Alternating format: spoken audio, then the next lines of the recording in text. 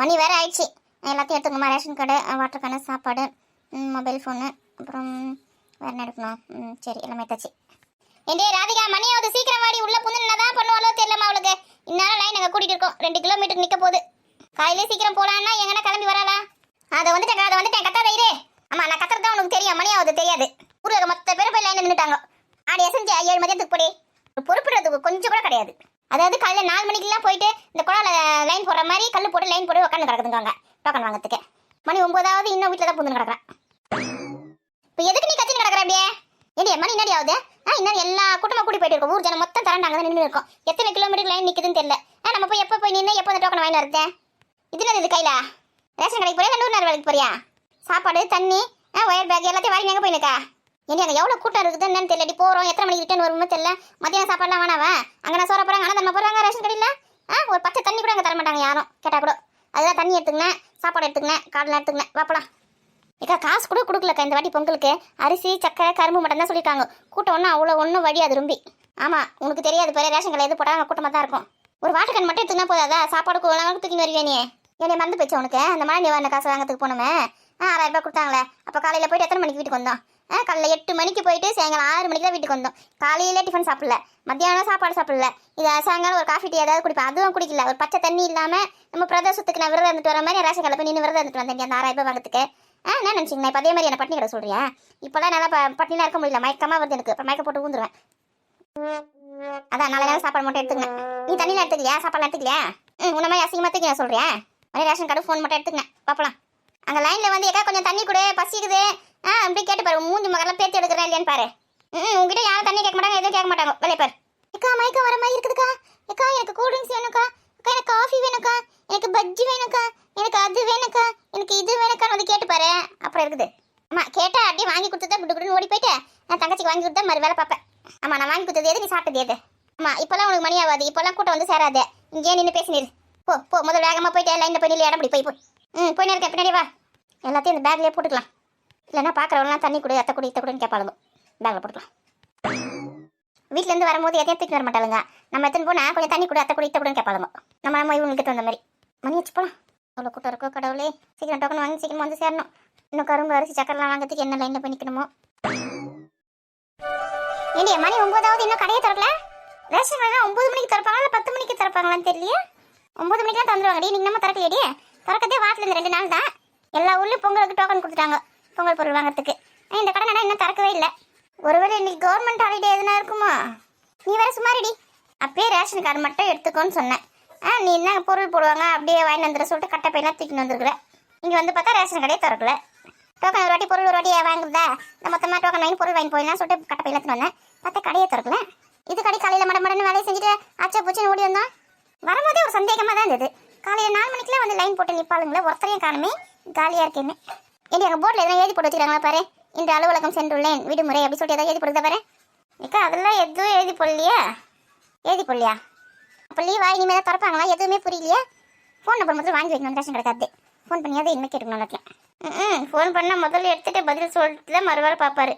இங்கே ஏதாவது பூங்க அரிசி போகிறீங்களா, பச்சை அரிசி போகிறீங்களான்னு கேட்டாலே அவ்வளோ வல்லுன்னுங்க. உனக்கு ஃபோன் பண்ணி கேட்டால் ஒன்று உனக்கு எல்லா டீட்டெயிலும் கொடுத்துருவாங்க. அதுவும் சரிதான். எதனா உனக்கு கேட்டால் வல்லுன்னுவாங்க. இந்த பரிமளாக்கெல்லாம் வீட்டில் வேலை இருக்குமோ இருக்காதோ தெரியலடியம்மா. எங்கே போனாலும் முன்னாடி வந்து நின்றுக்குது.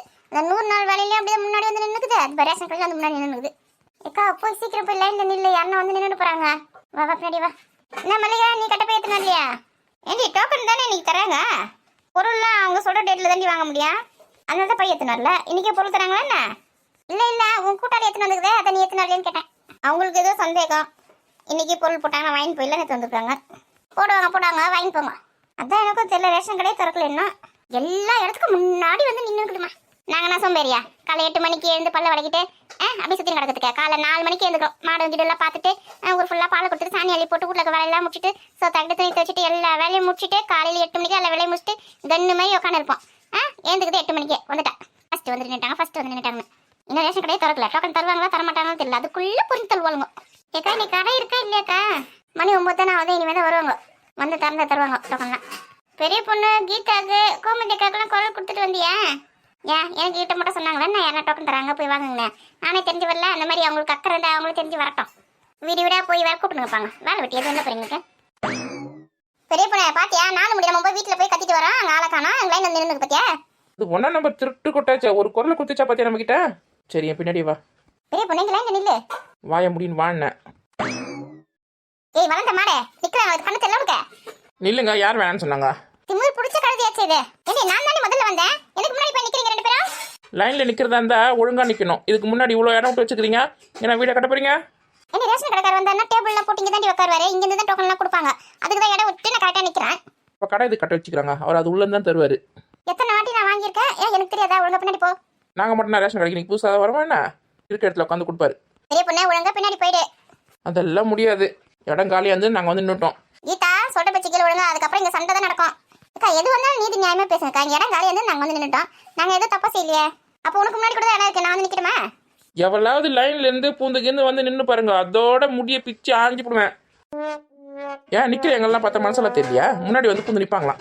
சி இவ்வளவு மனுஷியா இவ்வளோ. பெரிய பொண்ணு நான் வேணா வரட்டுமா உன் பக்கத்துல? மூஞ்சி முகரெல்லாம் பெத்து எடுத்துருவேன் எவ்வளவு முன்னாடி வந்தீங்கன்னா. பார்த்து சரி சுருக்கு பிடிச்சி போகுது.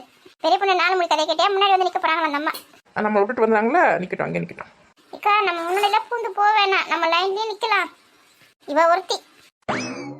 எம்மா எல்லாரும் வந்துட்டு இருக்கிறாங்களே, அதுக்கு தான் சீக்கிரம் வாடின்னு சொன்னேன். ஆடி அசைஞ்சு வர பத்தியா, மொத்த பேர் வந்து நின்றுட்டாங்க. நம்ம கடைசியாக வந்து நின்று இருக்கோம். இந்த பெரிய பொண்ணு கீதா ராணி எவ்வளவு ஒரு குரல் கொடுத்தாங்களாக்கா நம்மளுக்கு. சும்மா இருக்கும் போது 1008 ஃபோன் பண்ணுவாங்க, 1008 வாட்டி வீட்டு வருவாங்க.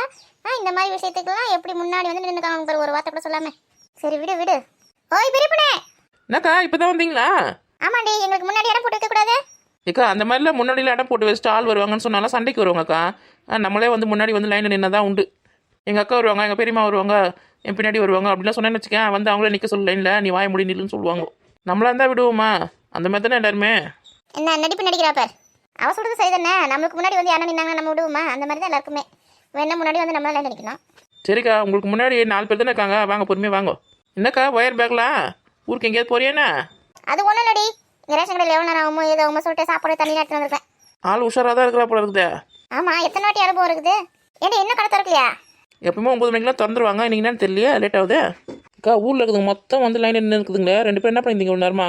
எங்கடி இந்த பசங்களுக்கு காலேஜுக்கு அனுப்புறதுக்குள்ளே உண்டுலன்னு ஆகி போகுது. இருக்கிற 1-2 வேலை செஞ்சு வச்சுட்டு வந்தேன். அப்போ தானே போனவனை கொஞ்சம் நேரம் ரெஸ்ட் எடுக்க முடியும்.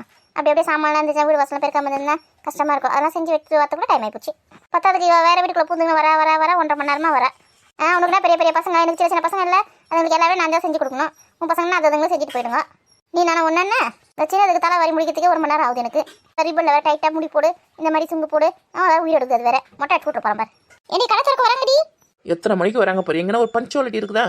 இன்னும் முன்னாடி வந்துட்டு இப்படி இருக்கேன். இல்லைக்கா இப்போதான் வந்தேன். அக்கம் பக்கத்தில் தான் இருக்கிறீங்க, ஒரு குரல் கூட கொடுக்க மாட்டேங்கிறீங்க. இல்லைக்கா நானே அவசரமாக வந்துட்டேன். சரி இருக்கட்டும் பரவாயில்ல, எனக்கு ஒரு காலம் வராதானே. இந்த அக்கா என்ன சொல்கிறாங்க? வந்துட்டேன் சார், வந்துட்டேன். ஆமாம், கடையை திறந்து டோக்கன் கொடுக்க ஆரம்பிச்சிட வேண்டியது தான். எல்லாத்தையும் கொடுக்குறாங்களா? சரிங்க சார், நானும் கொடுத்துருவேன். ஆமாங்க சார், இங்கே ஒரே க்ரௌடாக தான் இருக்குது. ஓகே சார், நான் மேனேஜ் பண்ணிக்கிறேன். ஏம்மா கடையை திறக்கிறதுக்கு கொஞ்சம் வழி விட்டு நில்லுங்கம்மா. எப்படிம்மா போகிறது என்ன கடவுள? போங்கண்ணே, இடம் இருக்கு பாருங்க, போங்க. தள்ளுங்கம்மா. வரும்போது அலப்பற பத்தியா?